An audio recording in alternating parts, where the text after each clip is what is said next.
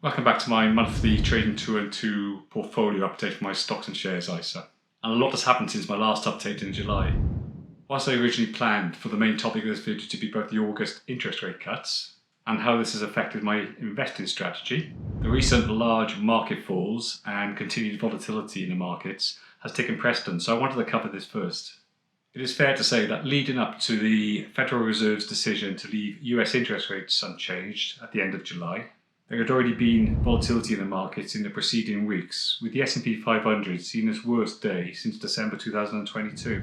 And that wasn't just mega stocks selling off, it was stocks from across the board, with this pattern being followed in other indexes such as the Nasdaq and the Dow Jones. And that trend continued up until the decision by the Federal Reserve to leave interest rates unchanged on July the 31st, starting a chain reaction that sent the markets into turmoil. And shortly after that interest rate announcement, a US jobs report was published showing weaker than expected numbers in the US job market. The market sentiment was that the Federal Reserve was not reacting quick enough and should be cutting interest rates, as delay could weaken the economy and push the country into recession.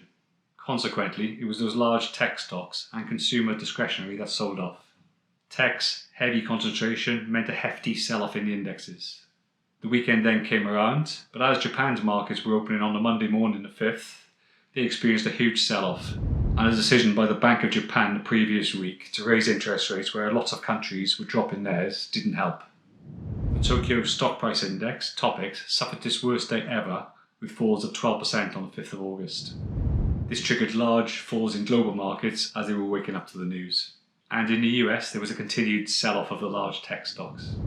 VIX, the index that measures volatility in the markets, recorded steep rise in percentage levels synonymous with a market crisis. But things then did calm down during the week, with markets recovering and volatility stabilising. A lot of analysts have talked about how US stocks are overpriced at present, and how this recent fall could also be about price correction to reasonable valuations. Whilst markets have recovered very quickly, there is still hesitation and uncertainty at present, and volatility could continue for some time. So moving on to what I was supposed to be headlining in this video, if you have watched my previous Trading 212 Stocks ISA updates, you'll be aware that interest rates play a big part in how my Stocks and Shares ISA investment strategy goes. And there was some big news on interest rates at the beginning of August that I've needed to consider. Although the US interest rates remained unchanged, the Bank of England decided to drop UK interest rates by 0.25%. This is the first interest rate reduction since the pandemic in 2020. The interest rate now sits at 5%, and the next Monetary Policy Committee meeting on the 19th of September could potentially drop them further. For my investment strategy, I've maxed out my ISA allowance for the year, and about 80% of this allowance sits in a cash ISA with Trading 212. And here it is earning 5.2% interest, and this has remained unchanged at the time of publishing this video, despite the fact that the Bank of England have reduced the rates. This cash has FSCS protection and is ring-fenced by Trading 212, having the same protection as if saving with a bank. You would not have this protection if you held your cash within the account of your stocks ISA with Trading 212, which is what some investors are doing, where your money, although earning the same interest, would be potentially invested into qualifying money market funds. And money market funds are still very low risk, but not quite as low as the option I have taken with my cash ISA in Trading 212. As required, I transfer money across from my cash ISA into the cash account of my stocks ISA. This then enables me to invest by dollar cost averaging into my 3 ETFs of choice. Transferring money between ISAs is very easy to do on the Trading 212 platform, and I've also created a pie in my stocks ISA so that I can invest into 3 ETFs in the proportions that I desire. I'm only investing in low-cost passive ETFs. There are no individual stocks or active funds, so I keep everything as low cost and as simple as possible. Trading 212's Auto Invest feature enables me to invest £500 across the 3 ETFs in my portfolio pie in the proportions that I've set.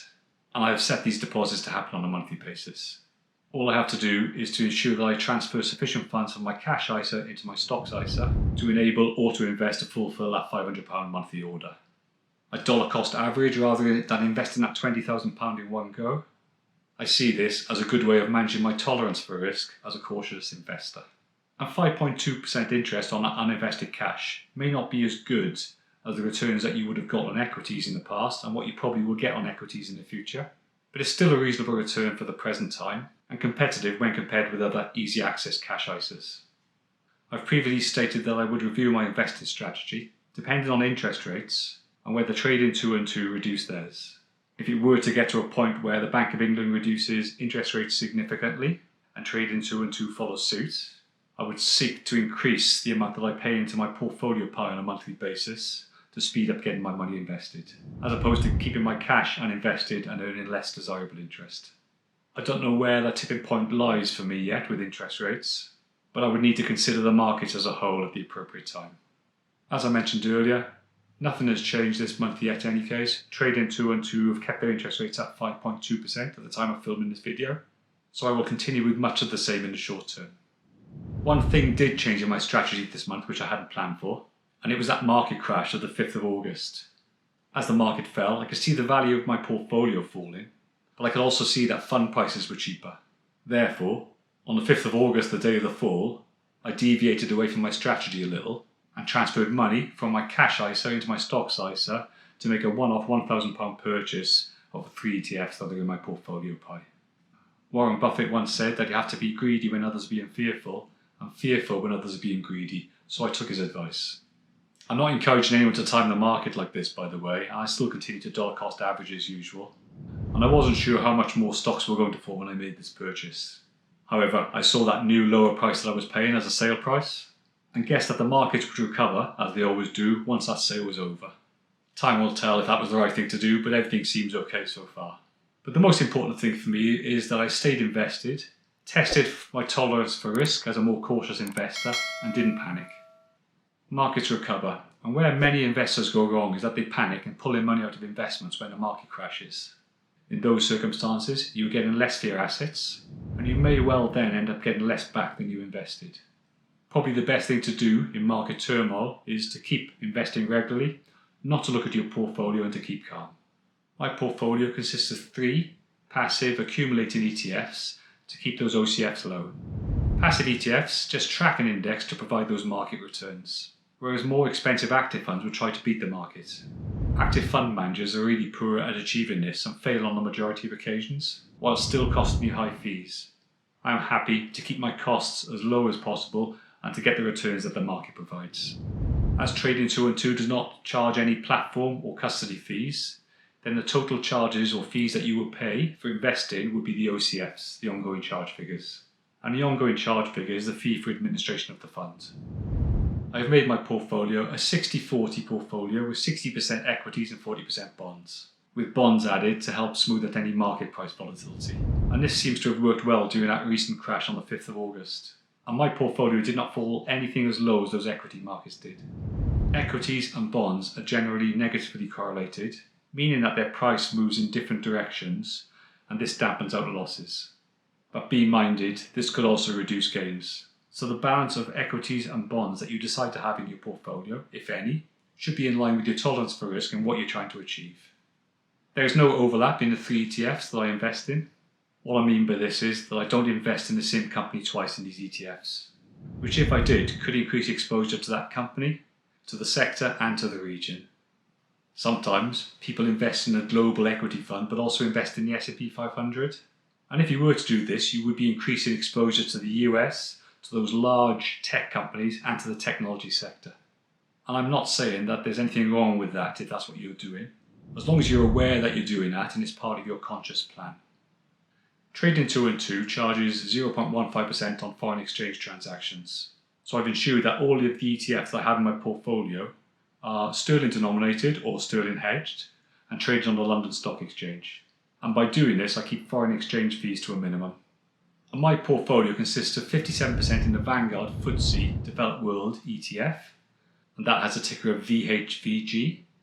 This is made up of companies from countries within the developed world, such as the US, UK, Japan, and developed EU countries. 3% is from the Vanguard FTSE Emerging Markets ETF, ticker VFEG, whereas that developed world ETF had an ongoing charge figure of 0.12%. Emerging markets is 0.22%. And this consists of companies within countries such as China, India, and Taiwan. And the remaining 40% of my portfolio is in a bond ETF, which is the Vanguard Global Aggregate Bond ETF, ticker VAGS. This has an ongoing charge figure of 0.1%. And this ETF consists of good quality investment grade corporate or government bonds of varying durations from as little as 1 month to 25 years or more. There are global ETFs such as the FTSE All World ETF that include emerging markets to the tune of 8 or 9% exposure, with still relatively low OCFs of 0.22 or 0.23%. But if you choose a global developed world ETF, you can reduce those OCFs significantly. So I pay a lower OCF on 57% of my portfolio and then purchase emerging markets separately, where I also have the option to reduce exposure down to the 3% that I've chosen to. I therefore only pay 0.22% for that emerging markets ETF on 3% of my portfolio, and an average of 0.11% on the remaining 97% of it.